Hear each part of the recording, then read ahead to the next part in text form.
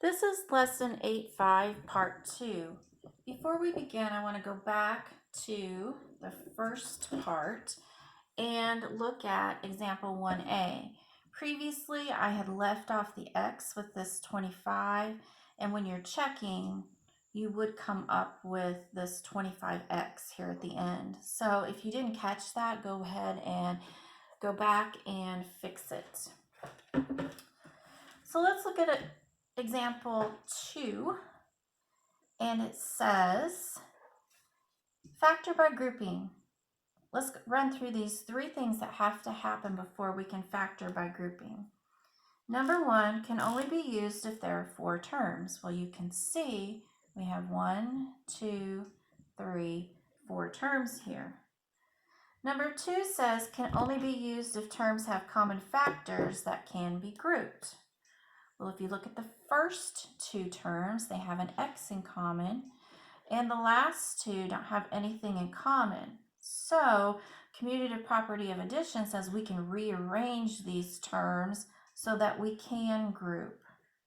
Part 3 can only be used if there are 2 common factors that are identical or additive inverses of each other.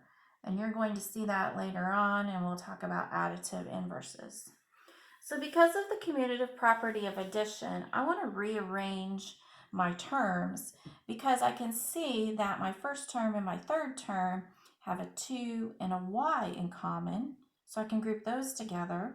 And my second and last term have a 7 in common, so I can group those 2 together. What that's going to look like is 2xy minus 2y is together, and plus 7x minus 7 will be grouped together. Let's look at this first grouping. I said a few minutes ago that they have 2 things in common. They have a 2 and a y. So that's their greatest common factor. Factor out a 2 and a y. How many times does 2 go into 2? Once.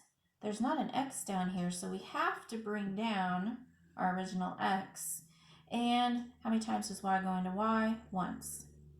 Bring down your subtraction sign. How many times does 2 go into 2? Once. And y into y once. And we have to put a placeholder here. We have to put a 1 there. Can't just leave it blank. Okay, bring down your plus sign. What do 7x and 7 have in common? 7. 7 divided by 7 is 1. And bring down your x. Bring down your subtraction sign. 7 divided by 7 is 1. So we did what we wanted to do, was to get an identical binomial. So how you write this as a factored problem? You take what is outside of your parentheses, and that becomes your first factor, 2y plus 7. And then what they had in common, you only write 1 time for your second factor. So this is your answer. If you were to check, you would use the FOIL method to check this, and you should get your original problem. Next, we have example 3. There's a couple different ways you could set this up. You could say, well, I like it just the way it is because y's are in common. And then for this grouping, we have a 5 in common. That's very possible to do it that way. I like it a different way, which it may not be your preference, but I would put the first and third terms together, 4xy minus 20x, because I can see that they have a 4 in common for the greatest common factor of 4 and 20, and they have an x in common. Then I would put the other 2 next to it, plus 3y minus 15, and I can see that these 2 would have a 3 in common. So your choice, leave it this way or you can rewrite it. Either way, you will come up with the same meaning. It might look a little different, but the meaning will be the same. The first grouping, what do they have in common? 4 and x. How many times does 4 go into 4? Once. X into x once. Bring down your y. Bring down your subtraction sign. How many times will 4 go into 20? 5 times. X into x once. Okay, let's see if we can get an x or y minus 5 over here. That's our goal. What's the greatest common factor of 3y and 15? 3. How many times will 3 go into 3y? Y times. Bring down your subtraction sign. 3 goes into 15 5 times. So we were able to get an identical term here. Like last time, put these two together, and when it's factored, 4x plus 3 and y minus 5. Again, you can check by using the FOIL method, and you should come up with this as your final answer if you were to check it. Now let's look at example 4. On example 4, we're going to factor by grouping with additive inverses.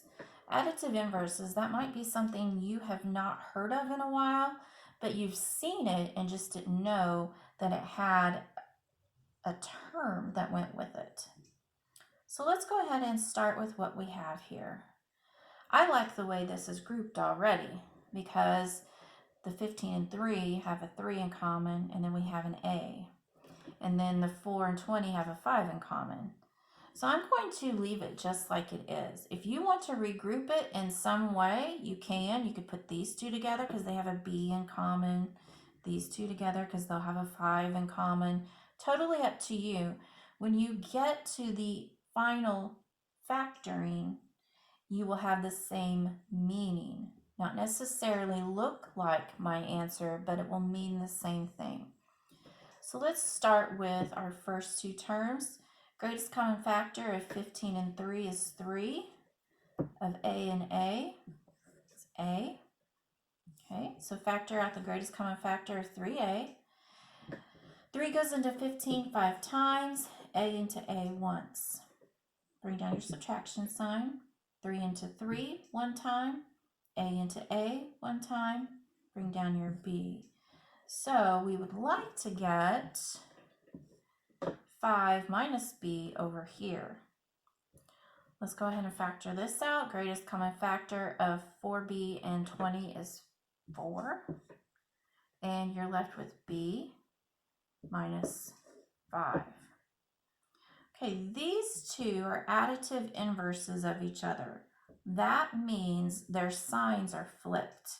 With this positive 5 over here, we have a negative 5 on the right. And a negative B on the left, we have a positive B on the right. So what can you do to make this have the same meaning? You can take either one of these and multiply it by -1. Multiply everything in that grouping by -1. So if I took this second term and multiplied it by -1, I would have -4 and negative B plus 5. Now we have the same meaning here. We have a negative B, we have a positive 5. So bring this down, 3A, 5 minus B. Even though they are switched, they mean the same thing. So let's bring this down. What do we have outside of our parentheses? 3A minus 4. And for inside of our parentheses, we could write this either way. I like the variable first, negative B plus 5. You may have chosen to write it as B or 5 minus B. Either way, it will have the same meaning. Then you can use the FOIL method and see if you come up with this whenever you check. Let's do one more example. I want you to try this on your own. You might group it differently than I do, but your final answer will have the same meaning as what I get. I like the way this one is grouped. I would like to go ahead and work with the first grouping, -2xy and -10x. Now, I could factor out a negative 2 for my greatest common factor, or I could factor out a positive 2. It's totally up to you. If I factor out a negative 2, I also need to factor out the x because that's what they have in common. And negative 2 goes into negative 2 once, x into x once. Bring down your y. Bring down your subtraction sign. 10 divided by negative 2 would be a negative 5, and x divided by x is 1. So we have y minus a negative 5, and keep change would make this x plus 5. Okay, let's look at our next grouping. 3y and 15 have a positive 3 in common, and 3 divided by 3 is 1. Bring down your y. 15 divided by 3 is 5. In this case, we would get the same binomial in both of these. Now, I will tell you, if you would have factored out a positive 2 over here, you would have gotten a negative y minus 5, and those would have been additive inverses. But because I thought about it and I factored out a negative 2, it made them the same. Your final answer, negative 2x plus 3 and y plus 5. That's it for part 2.